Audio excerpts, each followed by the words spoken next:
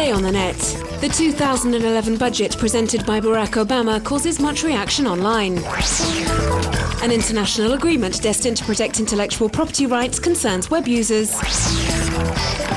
And a British gangster who led his gang from his prison cell via Facebook.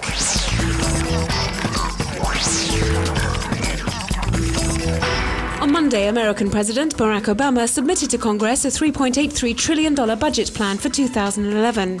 A budget plan focused on fighting unemployment and bringing deficit under control. The web reacts. As Barack Obama explains in this video put online last week on the White House's website, the priority is to boost employment in the country. And this will be achieved, notably, by offering tax credits to businesses so that they can start to hire again as quickly as possible. And since the true engines of job creation are America's businesses, I've proposed tax credits to help them hire new workers, raise wages, and invest in new plants and equipment. A budget which focuses on employment, but also on certain other reforms dear to the president. In this video, the Democrat Senator, Jeff Bingaman, applauds Obama's efforts to boost the economy whilst maintaining the budget planned for the reforms in the health system. Despite these announcements, some believe that the 2011 budget does, however, pose some problems. This association, which campaigns against the war in Afghanistan, is disappointed that Obama is not reducing military spending, as it believes that the Afghan conflict costs the American taxpayers far too much. Others, like this web user, say that the spending cuts are not large enough.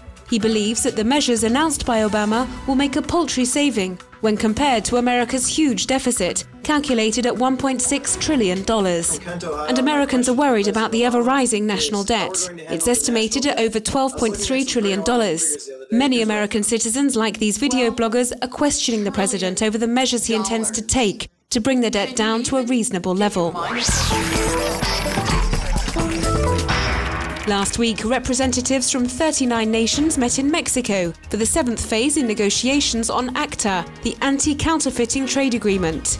The treaty aims, amongst other things, to protect copyright online and is causing strong concern in parts of the blogosphere.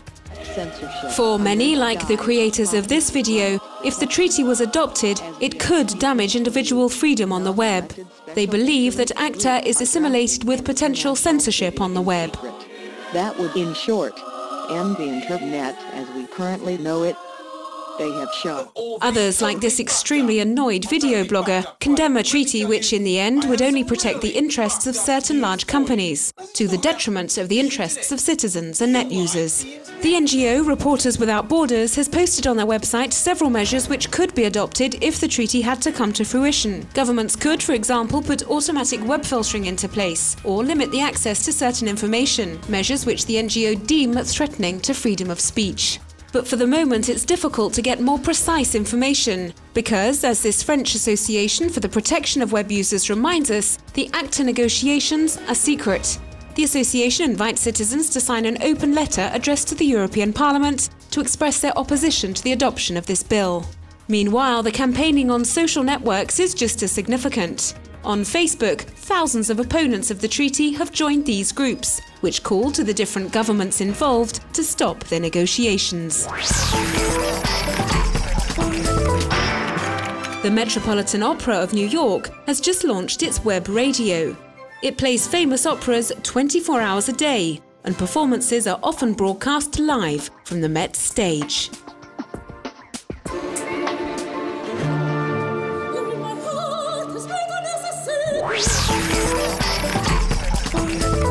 Colin Gunn is currently serving 35 years in prison in Great Britain, but he continued to head up his gang from his prison cell via Facebook. The prison authorities had in fact allowed him to connect to the internet, a connection which he used to manage his drug trafficking. His account is now closed.